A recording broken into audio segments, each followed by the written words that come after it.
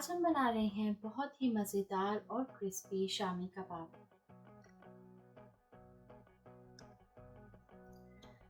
शामी कबाब बच्चों और बड़े सबके ही फेवरेट होते हैं। आइए चल के देखते हैं कि आप क्रिस्पी शामी कबाब घर में आसानी से कैसे बना सकते हैं।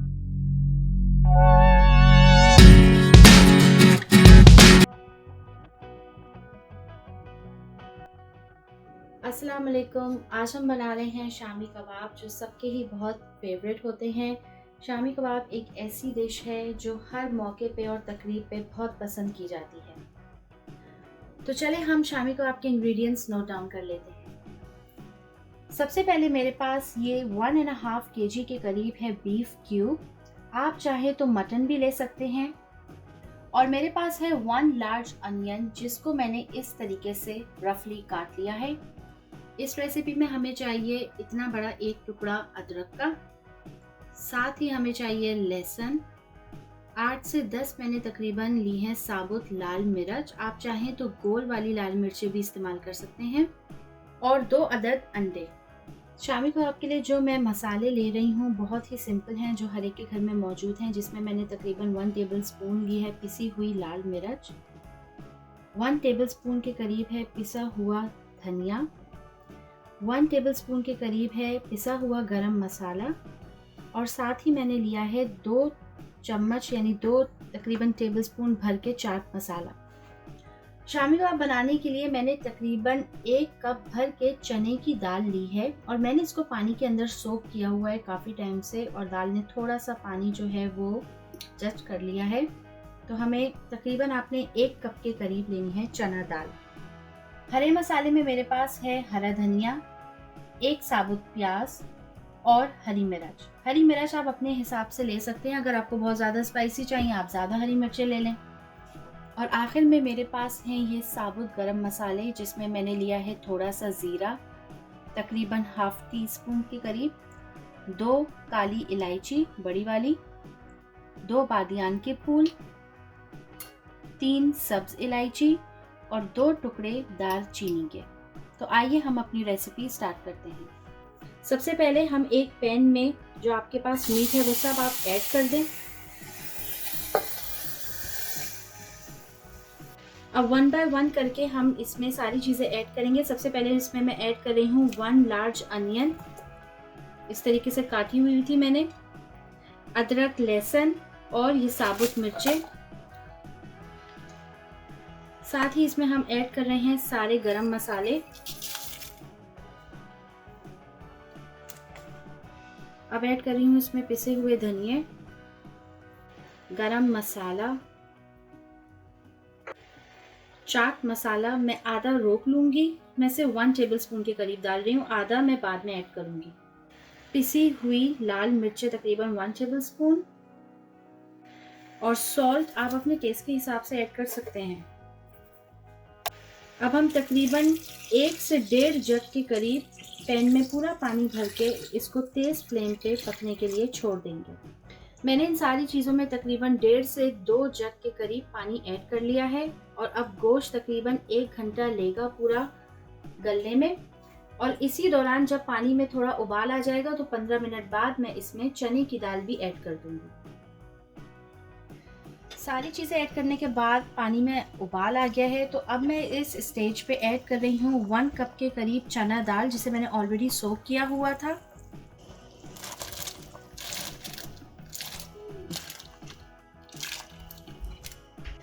चना दाल ऐड करने के बाद अब हम गोश्त को मज़ीद 40 से 45 मिनट पकाएंगे, यहाँ तक कि गोश्त मुकम्मल गल जाए और इसका पानी भी ड्राई हो जाए।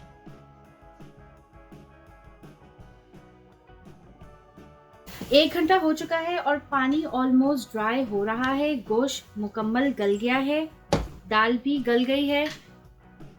अब हमें इसको और अच्छी तरीके से मसाले को सारा भूनना है ताकि ये कम्प्लीटली ड्राई हो जाए, और जब ये कम्प्लीटली ड्राई हो जाएगा तो इसके बाद हम शामी कबाब के इस मिक्सचर को पीसेंगे। 5 मिनट मज़ीद भूनने के बाद आप देख सकते हैं पानी कम्प्लीटली ड्राई हो गया है। अब मैं जल्दी से इसको एक चॉपर में पीस लूँगी, क्योंकि अगर आप देर से इसको पीसेंगे तो आपका जो मसाला है वो काफ़ी ड्राई हो जाएगा और इतनी आसानी से पिसेगा भी नहीं। तो ये बेहतर है कि आप फ़ौरन इसको पीस लें। अब हम चॉपर में इसको पीस लेंगे। मैं थोड़ा-थोड़ा करके इसका मिक्सचर ऐड करती रहूँगी और इसको अच्छी तरीके से पीस लूँगी।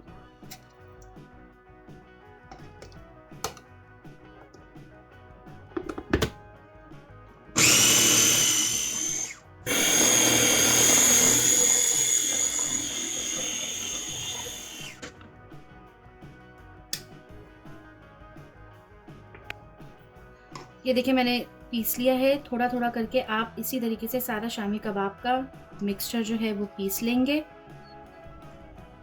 आप इस सारे मिक्सचर को पीसने के बाद एक सेपरेट बोल में रखें, क्योंकि अभी मैं इसके अंदर हरा मसाला भी ऐड करूँगी। ये सारा मसाला पीसने के बाद अब हम इसमें हरा मसाला ऐड करेंगे। मुझे पता है कि मैंने हरा मसाला कुछ पकाते हुए भी ऐड किया था, लेकिन आप यकीन करें अगर आप इसको पीसने के बाद ऊपर से अलहदा फिर से हरा मसाला ऐड करेंगे तो कबाबों का टेस्ट और भी ज़्यादा लजीज हो जाएगा। जो चीज़ें मैं ऐड कर रही हूँ इसमें है प्याज। मैंने तकरीबन 2 प्याज लिया है, मुझे ज़्यादा प्याज अच्छी लगती है। और साथ ही मैंने लिया है हरा धनिया, आप चाहें तो इसमें पुदीना भी ऐड कर सकते हैं। अदरक और लहसुन के टुकड़े और ये कुछ हरी मिर्च है। इन सारी चीज़ों को मैं मशीन में डाल के चॉप कर लूँगी। अगर आप चाहें तो आप प्याज को अंडे वाली प्याज की तरह चॉप कर सकते हैं, लेकिन क्योंकि मेरे पास मशीन ऐसी है कि वो ईज़िली इसको चॉप कर लेता है तो इसलिए मैं इसको खुद नहीं काट रही। ये देखिए मैंने चॉपर में प्याज, हरा धनिया, हरी मिर्च, अदरक और लहसुन इनके टुकड़े डाल दिए हैं और मैं इनको चॉप करके एक मिक्सचर बना लूँगी। इसमें मैं बिल्कुल भी पानी ऐड नहीं कर रही हूँ।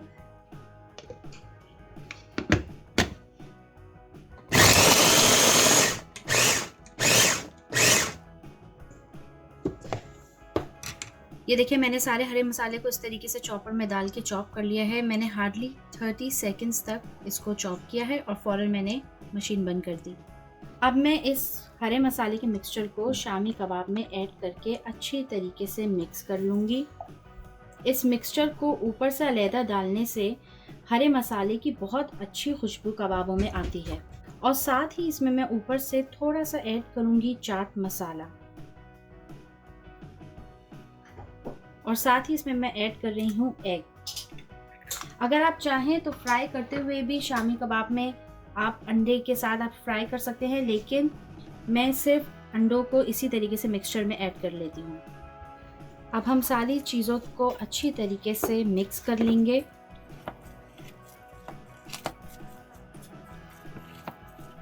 अब आपको जितने साइज़ के कबाब चाहिए आप उतने उस हिसाब से आप कबाब बना सकते हैं। आप चाहें तो कबाबों को बना के फ्रीज़ भी कर सकते हैं। मैं एक एक करके सारे कबाब तैयार कर लूँगी। आप चाहें तो इनको फ्रीज़ भी कर सकते हैं।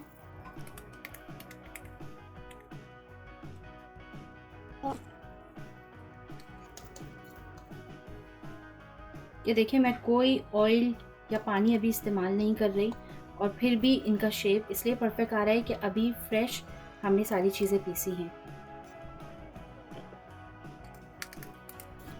अब हमको फ्राई कर लेंगे किसी भी कुकिंग ऑयल से।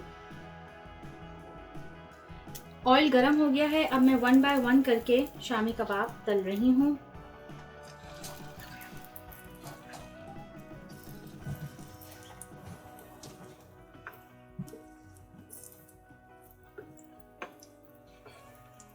हम कबाब को तब तक टर्न नहीं करेंगे जब तक इसकी एक साइड अच्छे से ब्राउन ना हो जाए, क्योंकि अगर आपने अभी ऐसे ही टर्न कर लिया तो कबाब टूट जाएंगे।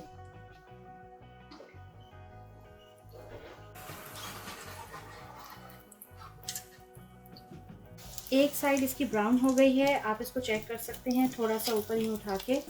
अब मैं इसको टर्न कर रही हूँ।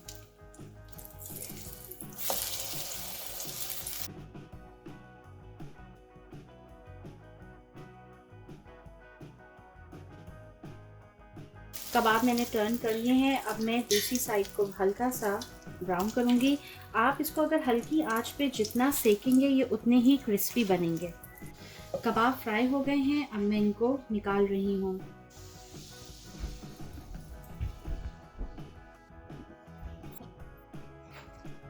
हमारे शामी कबाब तैयार हो चुके हैं। आप इसको चटनी या केचप के साथ सर्व करें। मैंने इस इमली की खट्टी मीठी चटनी के साथ इनको सर्व किया है। अगर आपको इस चटनी की रेसिपी चाहिए तो वो हमारी डिस्क्रिप्शन में मौजूद है, आप उसको ट्राई करें और हमें ज़रूर इसका फीडबैक दें। अगर आपको रेसिपी पसंद आई है तो आप प्लीज़ वीडियो को लाइक करें और हमारे पेज को सब्सक्राइब करें।